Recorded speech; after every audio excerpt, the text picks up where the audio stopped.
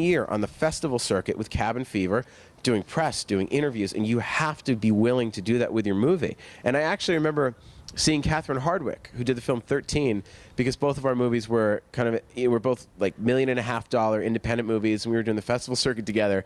And like right before our movies came out, or maybe it was after our films came out, she looked at her, she's like, "Are you broke?" I was like, "Yeah." "Are you broke?" And we said, "Yeah, didn't we just make movies that came out and were out in theaters and were big hits?" I'm like, "Yeah." I'm like, "Have you gotten paid?" She's like, "No, I haven't gotten anything." Because when your movie's released, it takes about a year, or it's like a year and a half for the money to actually cycle through the cinema, through the DVD, through the distributors. It's really about a year or a year and a half or 2 years until the money starts to hit your pocket. I mean, Hostel came out 2 years ago, and I'm finally starting to get my checks. So just know that. You don't get paid instantly. It's a mess. It takes a long time to make any money doing this. So don't just expect that if someone buys your movie for $1 million, that they're instantly going to give. Well, that's the Troma editing department got bored. But, well, that's all right. As you can tell, we are very efficient. But we put these together for your benefit, and I think you get the idea. Anybody have any questions about Eli Roth's performance in Tales from the Crapper? I mean, about distributing, selling your own damn movie. Any area of selling your own damn movie that you would like to hear about? Well, then I'm going to read a short excerpt from a book called Sell Your Own Damn Movie. What a surprise. This is called Pirate. In fact, we have distributed these excerpts, but I think you should hear it because this is what I believe. And I think what makes this book my best one, it is the most forward-looking book and the most realistic and the most visionary of all the books. And it is all thanks to the amazing shit-disturbing writing of Sarah Antill, because I never would have put this. I never would have said any of this. I'm a sellout, but Sarah Antill is a firebrand. Piracy is good. Long live pirates. Yar. An excerpt from Sell Your Own Damn Movie by Lloyd Kaufman. It should have said Sarah Antill. I'm sorry. I met a Troma fan in Florida a few years ago who told me how he used to get 8 Netflix DVDs at a time, keep them for a day or two while he downloaded them to his computer, and then returned them for 8 more. Once he had the digital files, he would make copies for his friends, asking about $2 for the cost of the blank DVD and the effort. One night, while extremely high, he had figured out that based on the number of movies he had copied and the penalty for each one, if caught, he would owe the government about $2.5 million in fines and face the rest of his life in prison. Now, for someone who has already sold himself to the government in the form of federal student loans for film school, the prospect of an extra $2.5 million was pretty frightening. He gave up the pirate DVD business and started selling weed instead, as there were fewer risks involved. That was how we met. Last I heard, he was in jail for selling drugs, but he'll be out sooner than if he had been caught selling $2 DVDs of I Know Who Killed Me to his friends. Thomas Jefferson would have been appalled at this story, and not just because I think he would have liked trashy Lindsay Lohan movies, but because Thomas Jefferson believed that all art should belong to the public. For him, public domain was a large, thriving democracy, while copyright was a fat king thousands of miles away eating puddings and meat pies. Unfortunately, we have reversed this with current law. Now copyright is king, while public domain has been relegated to obscurity. Thomas Jefferson, who was against copyright and said himself, quote, inventions that cannot in nature be a subject of property. Inventions then cannot in nature be a subject of property, unquote. He finally agreed to compensate and include the issue of patents and, by interpretation, copyright law in the U.S. Constitution. Quote, the Congress shall have power to promote the progress of science and useful arts by securing for limited times to authors and inventors the exclusive right to their respective writings and discoveries. First of all, let's understand that authors meant writers, no heavy metal singer or filmmaker. And then there's a footnote here, a note from Lloyd's assistant. I don't think you need to say this since filmmakers didn't exist at this point. thank you, Sarah, was assumed to be covered under this law. And by, quote, limited times, Jefferson meant 14 years. That meant that if you invented something or wrote a book, you had 14 years to make back the money you spent and make a profit. After that, the invention or work would become part of the domain, the public domain, and other people would be able to improve on it. That's exactly what happened when Edison didn't secure an international patent for his early film projector. Yeah, you don't see Oliver Stone doing this. Sorry. Everyone in Europe, including those smarter and more... By the way, Oliver Stone started with Troma. He started with us and then dropped us. That's exactly what happened with Edison when he didn't secure an international patent for his early film projector.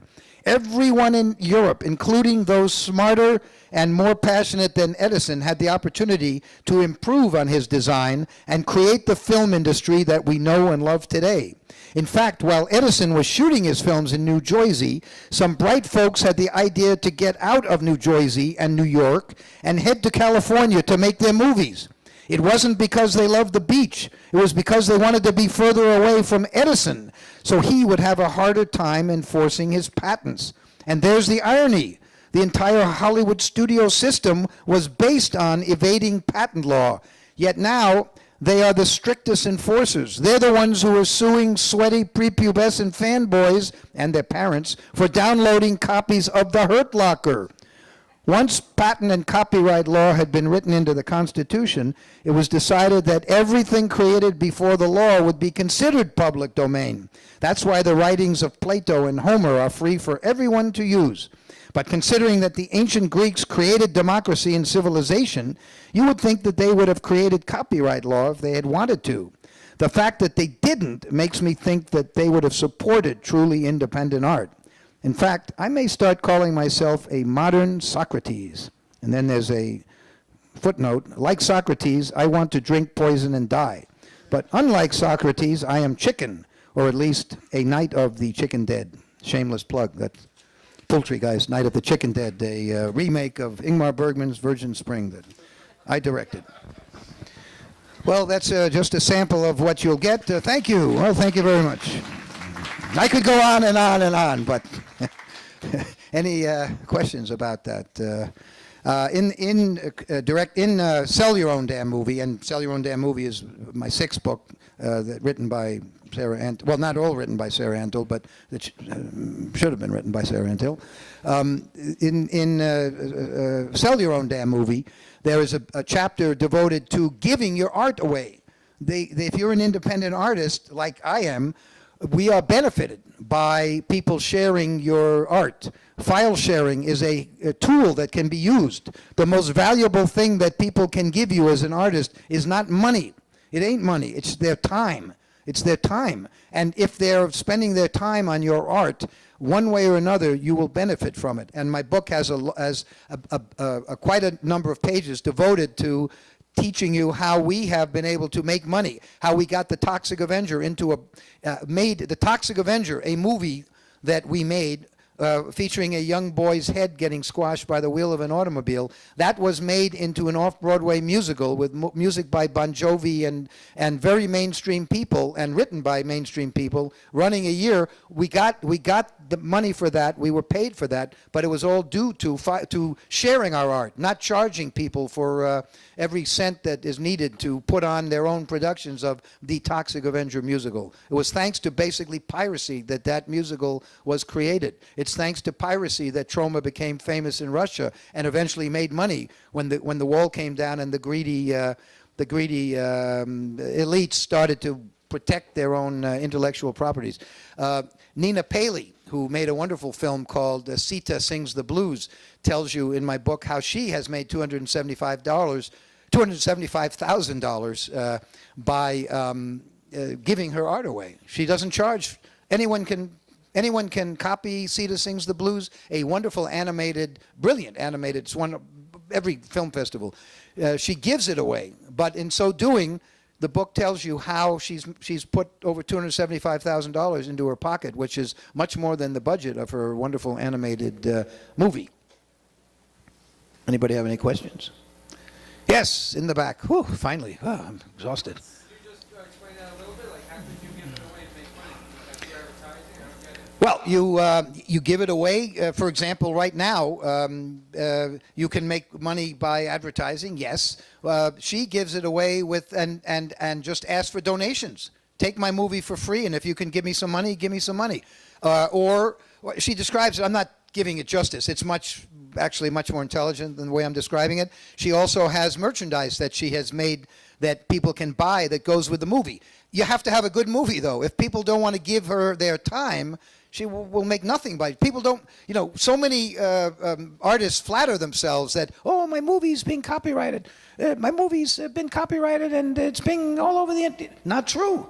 Very few movies, actually. Nobody wants to see most of the crap that's made. Nobody even wants to see the Smurfs, but it'll be rammed down our throats. So a number of brainwashed little kids in Burger King will run to see it. But nobody wants to see 99% of the art that is created. But if you create something that people want to see, like Nina Paley did, she does great. It's very the Cedar Sings the Blues is very far from what Troma makes, from what I do. But we had an employee there when I mentioned it. Whoa, that's a great movie! I saw it on the internet for free, and because it's good. So she's doing merchandise. She also does. Anyone can distribute it, but if they want the Nina Paley version or the Nina Paley what do they call it with athletes who endorse the Nina Paley endorsed DVD, they pay her a little money for that, et cetera, et cetera. So it's ingenious, and she has made, as I say, about 100 times more than Poultrygeist Night of the Chicken Dead has made. Yes. Jeremiah, sorry. By the way, Jeremy Howell is here. Jeremy Howell, that was Jeremy Howell from Troma, now a major player at Stars and Anchor Bay, who may be remaking Class of Newcomb High. But don't tell anyone. Yes, thank you. Big Jeremiah, sorry.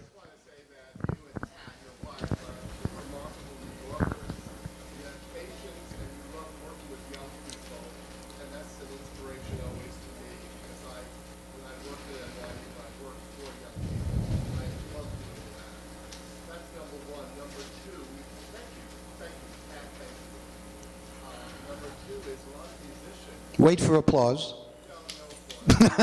I'm just joking.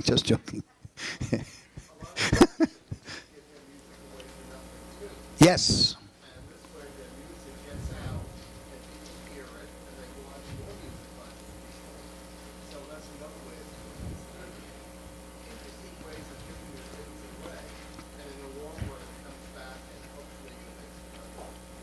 Thank you, Jeremy. For those of you who couldn't hear, Jeremy Newton said that Lloyd Kaufman is the greatest film director he has ever heard of or met or seen. And no, actually, he made the point that musicians are giving away their music, and indeed they are.